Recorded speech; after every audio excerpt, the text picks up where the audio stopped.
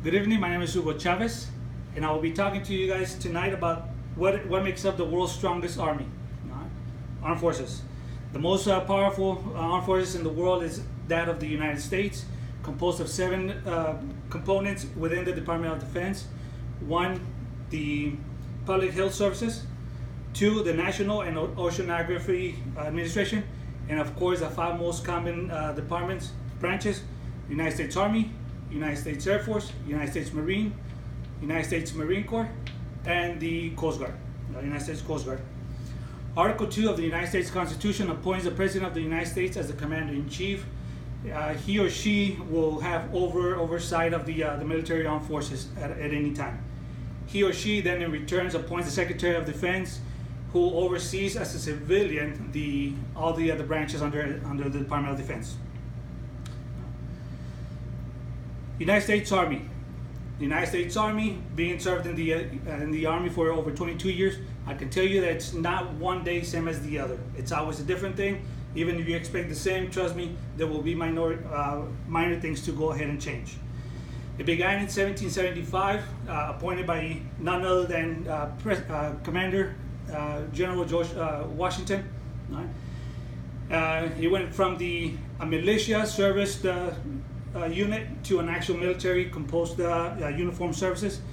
Up until now, there's been started out with 25,000 soldiers. Now it has grown exponentially to over 550,000 personnel soldiers.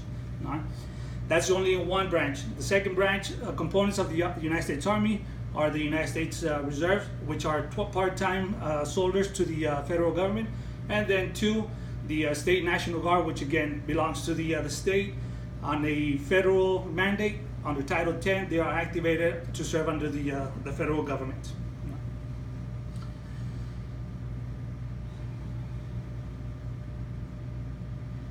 From Revolutionary War to the Gulf War to now present day, fighting the Middle East, deterring terrorism, it's been involved in every military operation since for over 243 years. June of this year, it actually will be its 44th year. Again, the components are the Reserve, the Active Duty, and the National Guard. The largest fleet worldwide in tonnage was damaged back in 1941 by the attack on Pearl Harbor. We'll be talking now about the United States Navy. The United States Navy, it's again the largest fleet in the world, with more than 19 aircraft carriers, more than any of the other navies in the world. Admiral Farragut, in his words, during one of the battles, said, "Damn the torpedoes, full speed ahead," meaning the Navy doesn't stop. The Navy keeps going forward, regardless of any obstacles in front of them. It was established also on 13 October 1775 as a small combat unit over water. Now it has again exponentially grown to where it operates on water by mode of ships, underwater by mode of submarines, and even on the air by mode of aircraft. Aircraft being deployed from either a regular landing strip or from aircraft carriers. Their main operations: airborne water operations, combating and deterring aggression and maintaining freedom of the seas. We move on to the United States Air Force. There was President Reagan back in his presidency that stated, "I recently learned something quite interesting about video games. Many young people have developed incredible hand, eye, and brain coordination in playing these games. And the Air Force believes these kids will be our outstanding pilots of the future." Quote. It went from basic aircraft vehicles to now even operating via UAVs, unarmored unmanned aerial vehicles.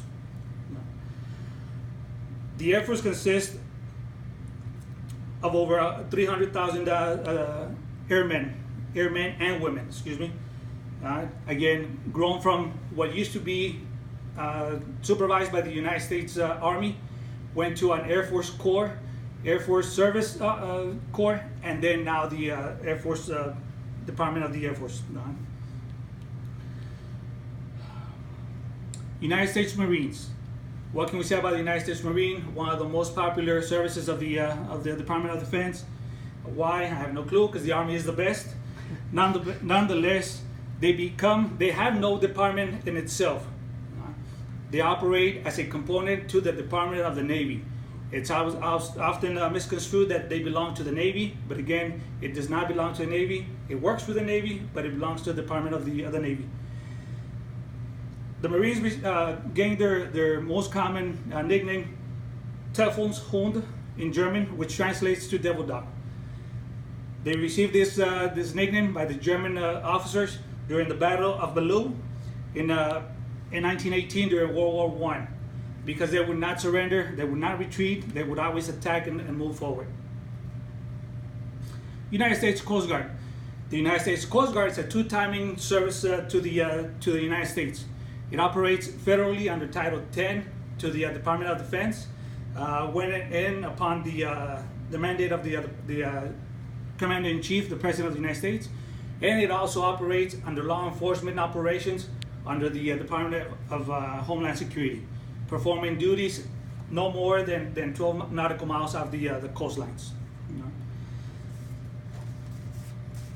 Having been established to defend the United States, the 5 branches of the military provide different services. Nonetheless, they serve as one. They serve as one to defend the United States of America. It was President Bush, the 43rd president, that stated, "America will never seek a permission slip to defend the security of our people. We will continue to serve and trust the Commander-in-Chief and those appointed over us to make the right decisions when using the armed forces in defense of the freedom of the United States of America." Thank you. This concludes my presentation.